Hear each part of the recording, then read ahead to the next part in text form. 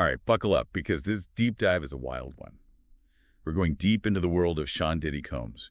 You sent over a stack of articles detailing some serious accusations against him, and you even threw in some Ashton Kutcher stuff, for good measure. I'm sensing some fascinating connections here, way beyond your average celebrity gossip column. You're spot on. On the surface, we have allegations of serious misconduct, but what's really got my attention is how this story spirals out to touch on power dynamics, the court of public opinion, and the complicated nature of friendship under a microscope. Okay, so let's start with the Diddy situation itself. We're talking multiple accusations, right? Fair. A music producer came forward with allegations of sexual assault, even claiming Diddy pressured him into uncomfortable situations with sex workers. And then there's Diddy's ex, Cassie Ventura. She filed a lawsuit alleging a decade-long pattern of abuse, sexual trafficking, assault, even violence. A decade? That's not just a fleeting thing. That implies a deeply ingrained pattern, if it's true. Didn't that lawsuit get settled, though? It did, but those settlements are usually confidential. We don't know the terms, the amount. It's all kept under wraps. But even with the settlement, there's another accusation from a woman alleging that Diddy raped her 20 years ago when she was only 17. Okay, so we're talking heavy stuff here. Yeah. Obviously, these are just allegations at this point, but still, how has Diddy responded to all of this? He can't be happy. He's gone on the offensive, you could say. He denies everything, calls the accusations, attempts to get easy money, and even when the police raided his homes in Los Angeles and Miami as part of the investigation, he called it an abuse of military force. You sent over an article about that. Actually, what were your thoughts on that reaction? Well, framing those raids as military force definitely struck me as a power play, wouldn't you say? It shifts the narrative. Suddenly, it's not about the accusations. It's about Diddy as the victim of overreach. It's interesting you put it that way. Like, he's trying to control how this whole thing is perceived. And that actually makes me think about all this Ashton Kutcher stuff you sent over. Like, what's Ashton Kutcher stuff you sent over? Yes, the Ashton Kutcher connection. It might seem random at first, but you included a really insightful article from The Independent about their long-standing friendship. And it reminded me of that interview Kutcher did on Hot Ones back in 2019, you must remember this, where he completely clammed up when they asked about Diddy's parties. There's a lot I can't tell, he said. At the time, it seemed like he was just being playfully secretive, but knowing what we know now... Yeah, you can't help but wonder if there was more to it. Like, did he know something, or was he trying to protect his friend even then? Exactly.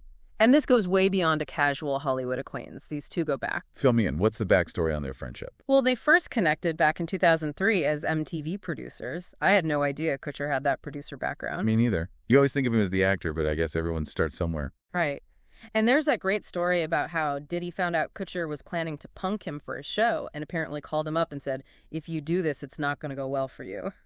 Even back then, there was this interesting dynamic between them, a playful power struggle almost. That's hilarious. But they clearly moved past the whole punk thing and actually became close. They did. They even ran the New York City Marathon together that same year, 2003.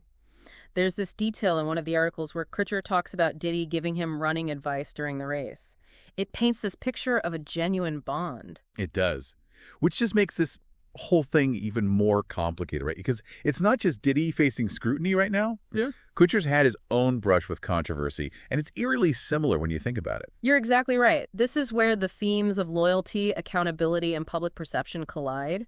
We can't ignore the Danny Masterson situation. The Danny Masterson situation, talk about a blast from the past that's come back with a vengeance. Right. For years, it was just this nostalgic show, that 70s show, and now it's at the center of these really uncomfortable conversations. To recap for you quickly, Masterson, who played Hyde on the show, was convicted of rape last year.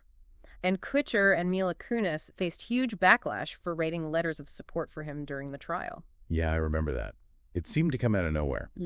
Especially because Kutcher and Kunis have been vocal about being against sexual abuse. It felt hypocritical to a lot of people. Absolutely. It called into question their judgment, made people wonder if their personal history with Masterson clouded their ability to see the severity of what he was accused of doing.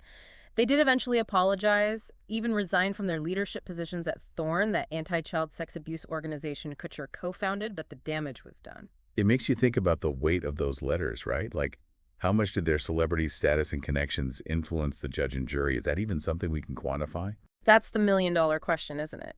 And it ties back into what we were talking about with Diddy and this idea of power dynamics.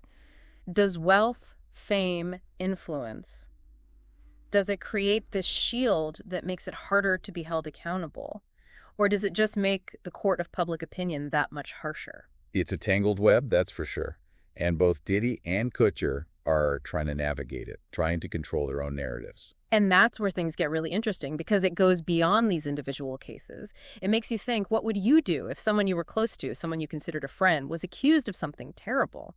It's easy to judge from the outside, but when you're actually in that situation. Exactly. Where do you draw the line between loyalty and accountability? When is staying silent actually a form of complicity? And how do you balance personal feelings with what you know to be right? There are no easy answers, are there? There really aren't. This deep dive wasn't about giving you a right or wrong answer. It was about prompting the right questions. By taking a closer look at these high-profile cases, at the accusations, the friendships, the attempts to control the narrative, we start to see these bigger issues more clearly: power, loyalty, accountability, public perception. And maybe, just maybe, it helps us navigate these murky waters a little better in our own lives.